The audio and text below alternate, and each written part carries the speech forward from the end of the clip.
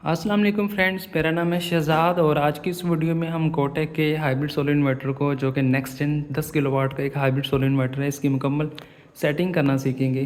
कोटक का next gen inverter जो कि नया ही लॉन्च हुआ है, तो इसकी सेटिंग जो है काफ़ी लोगों को समझ नहीं आती। तो आज की इस वीडियो में हम इसकी मुकम्मल सेटिंग और इसके पैरामीटर्स देखेंगे। इसके साथ हम लोगों ने लिथियम बैटरी लगाई है, तो आप भी कोई भी बैटरी लगा सकती हैं। कोशिश करें कि लिथियम ही लगाएं ताकि आपको बेनिफिट जो है वो ज़्यादा मिले। कोटक का ये इन्वर्टर जो है वो 10 किलोवाट के साथ आता है और पीवी इसकी जो है वो 20 किलोवाट है। ये आप किसी डाटा शीट वगैरह दे सकते हैं। बाकी ये इन्वर्टर जो है वो काफ़ी लोग पूछते हैं कि ये कैसा इन्वर्टर है, तो ये कम पैसों में बहुत ही अच्छा और बहुत ही पावरफुल इन्वर्टर है। तो आप बजट अगर आपका कम है तो आप ये इन्वर्टर को चूज़ कर सकते हैं। तो हम इसकी स्क्रीन पे जाते हैं, इसकी मुकम्मल सेटिंग जितनी भी है उसको हम लोग देखते हैं कि वो आपने कैसे करनी है। ये देखें, हम स्क्रीन पे आ गए हैं। तो आपको स्क्रीन के ऊपर ये पैरामीटर्स नज़र आएंगे। यहाँ पे सोलर का है, यहाँ पे बैटरी का है, वहाँ पे वापडा का है और यहाँ पे आपको घर का लोड चल रहा है। आपने सेटिंग के ऊपर क्लिक करना है तो आप इन्वर्टर की मेन स्क्रीन पे आ जाएंगे, ये सेटिंग में आ जाएंगे। अब आपको यहाँ पे 6 तरह की सेटिंग नज़र आ रही है। एक है बैटरी सेटिंग, दूसरी है एनर्जी मोड और तीसरी है ग्रिड सेटिंग और चौथी है जेन पोर्ट यूज़, जहाँ पे जनरेटर भी लग सकता है। और उसके बाद आपकी फंक्शन सेटिंग है और एंड पे ये सेटिंग नहीं है, ये डिवाइस इंफॉर्मेशन है। ये हर इन्वर्टर में डिवाइस इंफॉर्मेशन के नाम से दिया जाता है। और उसके बाद आपने सबसे पहले आपने बैटरी सेटिंग में आ जाना है। यहाँ पे आप क्लिक करेंगे तो आपको बैटरी सेटिंग जो है वो नज़र आएगी। अब बैटरी सेटिंग में सबसे पहले जो है वो बैटरी टाइप है, जो कि पाइलॉन है। अब इसके अंदर आपको काफ़ी ज़्यादा बैटरी टाइप्स जो मिल जाएंगी। पाइलॉन है, जनरल है, ये भी लिथियम बैटरी के टाइप है, नो बैटरी, ये भी इसके साथ कोई बैटरी नहीं लगती। और ये जो दो ऑप्शन है, लिथियम पॉलीमर 48 और लिथियम पॉलीमर 51, ये बगैर कम्युनिकेशन के। अगर आपके पास कोई ऐसी बैटरी है जो कि चाइना से या लॉट से आई है तो आप इन दोनों को ऑप्शन को चूज़ कर सकते हैं। अगर आपके पास ऐसी बैटरी है जिसमें BMS कम्युनिकेशन प्रॉपर है तो आपने इसको जनरल या पाइलॉन के प्रोटोकॉल पे सेट करना है। क्योंकि हमारे पास ये बैटरी है जिसमें BMS प्रॉपर कम्युनिकेट हो चुका है, तो हम इसको कैन के ज़रिए कम्युनिकेट करवाएंगे और इसको पाइलॉन पे सेट करके इसको यूज़ करेंगे। उसके बाद अगर आपकी बैटरी में BMS प्रॉपर लग चुका है तो यहाँ पे फ्लोटिंग वोल्टेज हैं जो ऑटो सेट हो जाएंगे। BMS खुद ही इसको उठा लेगा बैटरी से। और उसके बाद मैक्सिमम चार्जिंग वोल्टेज हैं जो कि बल्क चार्जिंग के नाम से आते हैं, तो आपने 57.6 जो है यहाँ पे बाय डिफ़ॉल्ट है। अगर आपके पास ट्यूबुलर बैटरी है तो आपने 58.4 इसको कर देना है और फ्लोट को आपने 54 कर देना है। उसके बाद मैक्सिमम चार्जिंग करंट है, ये वो करंट है जिस करंट पे आपने बैटरी को चार्ज करवाना है। तो नॉर्मली लिथियम बैटरी को 50 एम्पेयर जो है रिकमेंडेड चार्जिंग करंट होता है, तो आपने इसको 50 एम्पेयर से चार्ज करवाना है। अगर आपके पास 5-6 बैटरी ज़्यादा बैंक बड़ा लगा हुआ है तो आप इसको उस बैंक के हिसाब से डिवीजन करके इसकी एम्पेयर जो है वो सेट कर सकते हैं। लेकिन इसके लिए ये भी ज़रूरी है कि आपका इन्वर्टर जो है वो इतना पावरफुल होना चाहिए कि इतनी फास्ट चार्जिंग जो है वो बैटरियों को करवा सके। तो उसके बाद मैक्सिमम डिस्चार्जिंग करंट है, ये वो करंट है जिस करंट पे आपने बैटरियों को डिस्चार्ज करवाना है। फॉर एग्जांपल आपका इन्वर्टर जो है वो बैटरी मोड पे चल रहा है, तो जितना भी आप लोड चलाएंगे वो सारा का सारा बैटरी से चलेगा। तो मैक्सिमम जो अम्पेयर है बैटरी से वो 210 अम्पेयर जो है वो विदड्रॉ होंगे, बैटरी से निकल सकते हैं। तो अगर आपका बैंक छोटा है तो आप इसको 100 एम्पेयर कर लें, अगर आपका बैंक बड़ा है तो आप इसको 200-300 जितना भी सेट कर लें जो इन्वर्टर की रेंज के अंदर अंदर हो सकता है। उसके बाद आपने सेकंड पेज पे जाना है। यहाँ पे तो ये जो सेकंड पेज आएगा, यहाँ पे आपको नंबर 1 जो है कट ऑफ SOC नज़र आएगा कि आपने इन्वर्टर जो है वो बैटरी का लेवल कितना रह जाए तो इन्वर्टर जो है मुकम्मल बंद हो जाए। वो 5% रखा हुआ है। आप इसको 5, 10, 15 जितना भी आपको यूजेज पे डिपेंड करता है, आप जितना भी इसको रखना चाहें। उसके बाद कट ऑफ रिकवरी है कि बैटरी जो है वो 5% पे जाके इन्वर्टर बंद हो जाएगा। उसके बाद इन्वर्टर 20 पे आएगा तो आपका जो इन्वर्टर है आउटपुट निकालना शुरू कर देगा, ये वो परसेंटेज है। उसके बाद लो अलार्म SOC है, ये वो परसेंटेज है जिस परसेंटेज पे जाके आपका इन्वर्टर जो है वो वार्निंग या अलार्म देना शुरू कर देगा। उसके बाद नीचे बैटरी की कैपेसिटी है। अगर आपके पास 100 एम्पेयर की बैटरी है तो आप इसे 100 सेलेक्ट कर लें। और अगर आपके पास 16 किलोवाट की बैटरी है जो कि 314 एम्पेयर के सेल के साथ आती है तो आप इसको तो 314 भी सेट कर सकते हैं। और इसके अलावा अगर आपके पास बहुत बड़ा बैंक है, जैसे कि आपने 16, 17 या 14, 10 बैटरीज जो है वो पैरेलल में लगाई हुई हैं, तो आप उसके मुताबिक इसकी रेटिंग जो है वो सेट कर सकते हैं।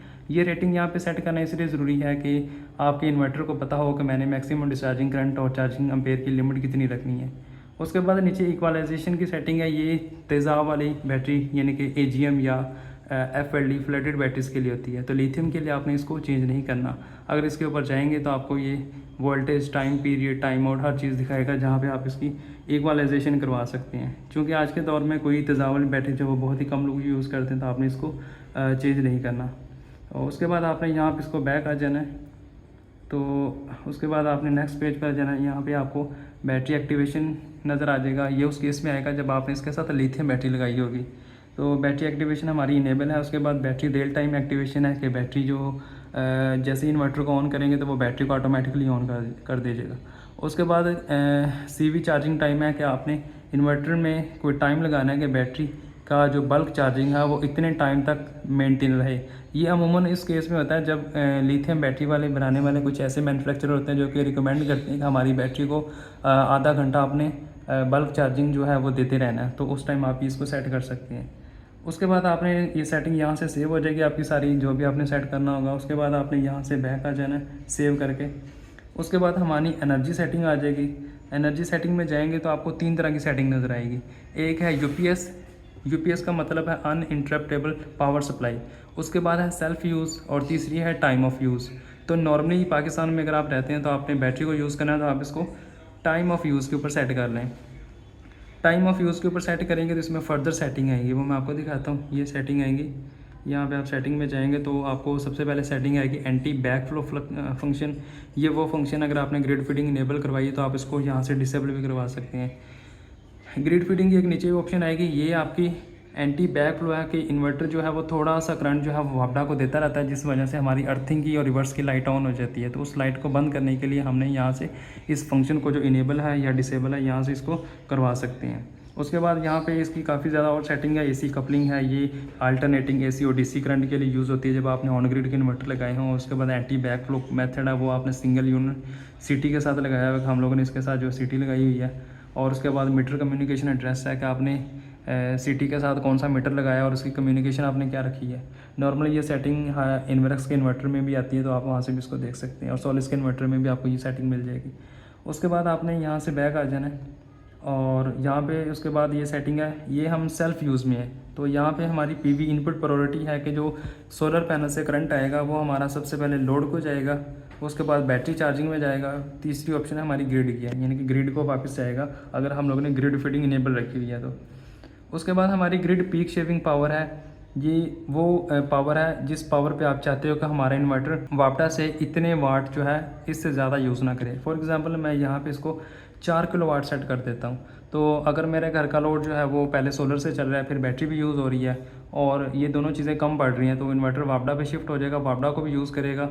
और अगर यहाँ पे 4 किलोवाट से ज़्यादा अगर यूज़ होता है तो ये इन्वर्टर उसको बंद कर देगा, या वार्निंग दे देगा या बंद कर देगा। तो वो कहेगा कि आपने ग्रिड पीक शेविंग में 4 किलोवाट लिखा हुआ है तो आप इससे ज़्यादा पावर निकाल रहे हैं, तो जो कि मुनासिब नहीं है, तो उसको बंद कर देगा। और नीचे इसके साथ ग्रिड फीडिंग की ऑप्शन है कि अगर आपका ग्रीन मीटर लगा हुआ है तो आपने इस ऑप्शन को इनेबल कर लेना है। यहाँ से जाके यहाँ से इनेबल करेंगे तो आपकी ग्रिड फीडिंग इनेबल हो जाएगी। यहाँ से ग्रिड फीडिंग की पावर की एफिशिएंसी है और ज़ीरो एक्सपोर्ट बायस पावर है कि आपने जो ज़ीरो एक्सपोर्ट है वो कितनी रखनी है।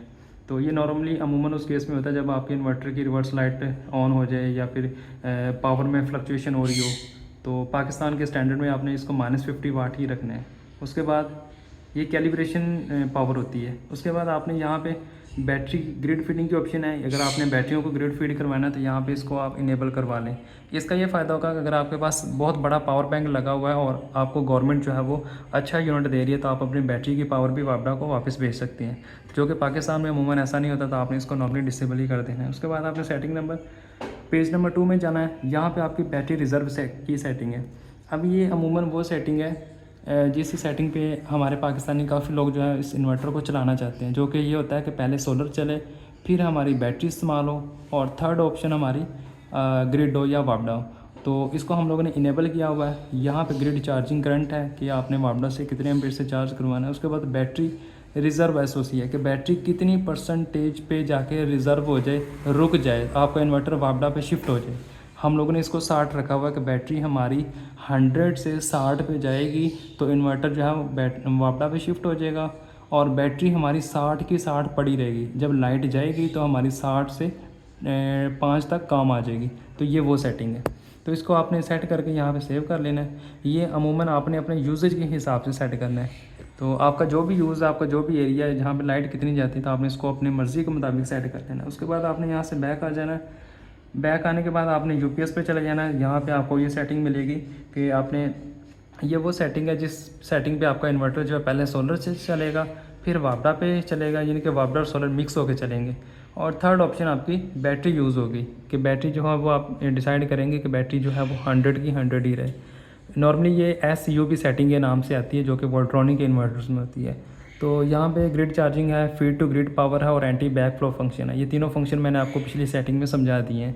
उसके बाद आपने यहाँ से बैक आ जाना है और यहाँ पर ये थर्ड ऑप्शन है टाइम ऑफ़ यूज़, TOU से कहते हैं टाइम ऑफ़ यूज़। आपने इन्वर्टर को बताना है कि हमारे यहाँ लाइट का ये स्केजुअल है, इतने बजे से लेकर इतने बजे तक यूनिट हमारा महंगा हो जाता है और इतने बजे से इतने बजे तक सस्ता हो जाता है। तो आपने इसकी जो जितनी भी सेटिंग है पीरियड की, वो आपने इसको सेट कर देना है कि बैटरी इतने बजे से लेकर इतने बजे तक वापडा से चार्ज हो और इतने बजे से लेकर इतने बजे तक आपका इन्वर्टर बैटरियों पे चले, वापडा को इस्तेमाल ना करें। तो आपने ये सारा टाइमर जो है वो यूज़ कर लेने हैं। ये सोलिस के इन्वर्टर में भी यही टाइमर आते हैं और इन्वरेक्स नाइट्रॉक्स के इन्वर्टर में भी ये टाइमर आते हैं जहाँ पे आपने SBU सेटिंग करनी होती है।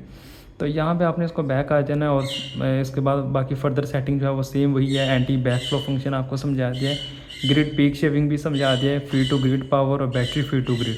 उसके बाद आपने यहाँ से बैक आ जाना। ये हमारी तीनों सेटिंग जो है वो सेव हो चुकी हैं। अब हम लोग इसको ये सेट किया हुआ तो ये सेट हो जाएगा। उसके बाद हमने बैक आ जाना है। बैक आके हम लोगों ने ग्रिड सेटिंग में जाना है। यहाँ पे हमारी ग्रिड के पैरामीटर्स आ चुके हैं। अब ये ग्रिड के स्टैंडर्ड्स हैं। अब इन्वर्टर को बताया जाता है कि हम किस मुल्क में रह रहे हैं और हम लोगों ने इसके स्टैंडर्ड क्या सेट करने हैं। नॉर्मली हम लोगों ने वाइड स्टैंडर्ड 50 हर्ट्ज़ रखे हुए हैं कि फ्रीक्वेंसी जो है वो वाइड होनी चाहिए हमारी।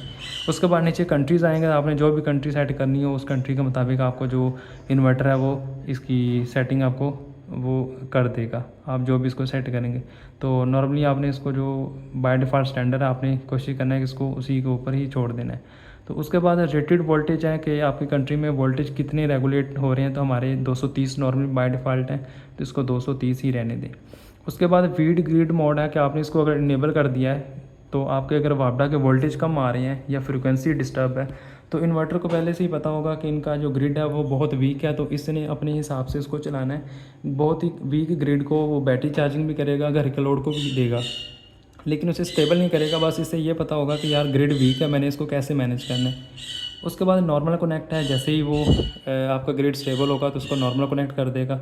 यहाँ पे इसका ये टाइमर है, परसेंटेज है, फ्रिक्वेंसी है, ये सारी सेटिंग है कि आपने इतनी इतनी सेटिंग पे जाके जो जो सेट करना वो इन्वर्टर ग्रिड के पैरामीटर को दे के सेट कर देगा उसके मुताबिक। उसके बाद आपका ये नीचे नॉर्मल रिकनेक्ट है, ये भी हो गया और ये रिकनेक्ट भी हो गया। इसके अंदर सारी सेटिंग जो है वो मैंने आपको तकरीबन समझा दी। उसके बाद यहाँ पे ग्रिड प्रोटेक्शन की सेटिंग है।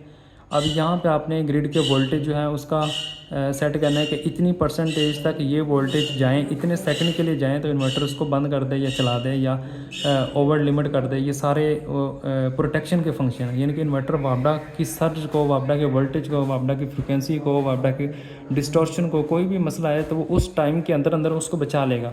ये वो उसके प्रोटेक्शन के मेथड है जो कि हम लोग अपने इन्वर्टर के साथ SPDs या बाकी चीज़ें लगाते हैं तो वो ये फंक्शन यहाँ पे भी परफॉर्म कर रहा होता है। तो अमूमन ये पाकिस्तान में अच्छा समझा जाता है कि इसके साथ SPD भी लगानी है, ये भी लगाना है, वो भी लगाना है। अगर ये आप चीज़ें ना भी लगाएं तो IP65 के इन्वर्टर इतने हैवी ड्यूटी और इतने स्टेबल होते हैं कि आप इसके अंदर ये चीज़ें ना भी लगाएं तो ये बड़ा ही बेहतरीन काम करते हैं। इनके अंदर इन इन्वर्टर्स के अंदर हर तरह की प्रोटेक्शन मौजूद होती है, इसीलिए ये इन्वर्टर्स जो हैं वो हैवी ड्यूटी और महंगे होते हैं। उसके बाद आपने पेज नंबर 2 पे चला जाना। यहाँ पे भी ग्रिड प्रोटेक्शन 2 है। ये वोल्टेज है, लो वोल्टेज है और ये टाइमर है उसका। और उसके बाद थर्ड ऑप्शन पे जाएंगे तो ये फ्रिक्वेंसी की डिस्टॉर्शन है कि इतने मिनट तक, इतने मिली सेकेंड तक ये फ्रिक्वेंसी हो तो इन्वर्टर्स को टॉलरेट करे, अदरवाइज़ उसको डिसेबल कर दे। उसके बाद पेज नंबर 4 पर भी सेम फ्रिक्वेंसी है, लो फ्रिक्वेंसी 1, लो फ्रिक्वेंसी 2, इस तरह से आपकी टोटल फ्रिक्वेंसी जो है वो काम करती है। उसके बाद आपने मेन स्क्रीन बैक आ जाना है। तो बैक आएंगे तो आपको यहाँ पे जेन पोर्ट नज़र आएगी। अब ये जेन पोर्ट में यहाँ पे हम लोगों ने इन्वर्टर को बताना है कि आपने जनरेटर लगाया हुआ है या हैवी लोड लगाया हुआ है या आपने ऑन ग्रिड इन्वर्टर इनपुट लगाई हुई है।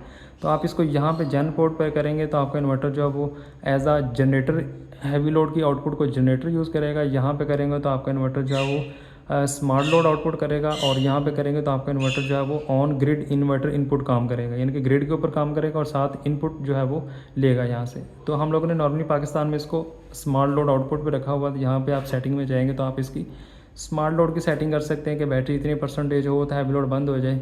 ये स्मार्ट लोड आउटपुट इनेबल किया हुआ है, यहाँ से डिसेबल भी हो सकता है। उसके बाद ऑन ग्रिड ऑलवेज ऑन है कि जब तक आपका ग्रिड यानी कि वापडा आती रहेगी तो आपका हैवी लोड ऑन रहेगा और वापडा जाएगी तो बंद हो जाएगा। तो इसको आपने इनेबल कर लेना है। उसके बाद ऑफ ग्रिड इमीडिएटली ऑफ है कि जैसे ही वापडा जाए आपका इन्वर्टर हैवी लोड बंद कर दे। और उसके बाद आपका ये परसेंटेज है जिस परसेंटेज पे आप चाहते हो कि आपका इन्वर्टर हैवी लोड को बंद कर दे या ऑन कर दे।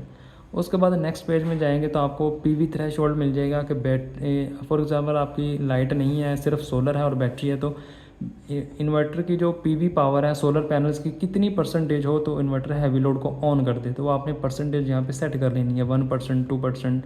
तो नॉर्मली हमारे डिफ़ॉल्ट 0 है, यानी कि इसका मतलब है कि जैसे ही पीवी आए तो उसको हैवी लोड को ऑन कर देगा। उसके बाद आपने यहाँ पे जनरेटर पे जाएंगे तो आपको जनरेटर की काफ़ी ज़्यादा इन्फॉर्मेशन मिल जाएगी। और आप यहाँ पे बैक आएंगे तो आपको ये फंक्शन में चीज़ें आ जाएंगी। यहाँ पे ये बेसिक सेटिंग है, जो कि बेसिक सेटिंग में टाइम की सेटिंग मिल जाएगी आपको।